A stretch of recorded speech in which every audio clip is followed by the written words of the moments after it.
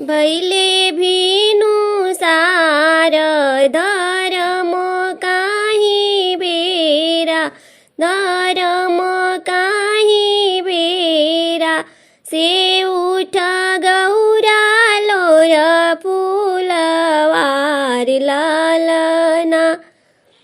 भैले भीनु सार धर्म काहीँ बेरा, धर्म काहीँ बेरा। से उठ गौरालो र फुलवार लालना। कैसे में उठी अरे ईश्वर हे महादेव, ईश्वर हे महादेव। मोरा गोदे गणपति पूत लालना, मोरा गोदे गणपति पूत लालना। गणपति के सूता देहु सोने के खटोलवा, से सोने के मचोलवा। से उठ गौरा लोड़ फुलवार लालना। से उठ गौरा लोड़ फुलवार लालना। इतना उपदर जानी करिए महादेव जन, करिए महादेव। रुसला नहीं हर चाली जाई बिलालना। से रुसला नहीं हर चाली जाई बिलालना। जाऊँ गौरा देही नैयर तू जाइबू, हो नैयर तू जाइबू। से डगरी पर काटरू नवाई बिलालना। से डगरी पर काटरू नवाई बिलालना।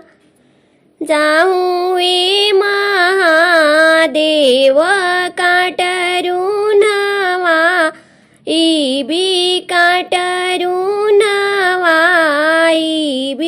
काटवा तड़पी नहीं हर जाई बिलालना। से काटवा तड़पी नहीं हर जाई बिलालना। जाऊँ गौरा देही नैहर तू जाइबू, अरे नैहर तू जाइबू। से डगरी पर गंगा बहावाई बिलालना। से डगरी पर गंगा बहावाई बिलालना। जाऊँ गौरा देही नैहर तू जाइबू, अरे नैहर तू जाइबू। से डगरी पर गंगा बहावाई बिलालना। जाऊँ महादेव गंगा बहावा, इबी जमुनवा बहावाई।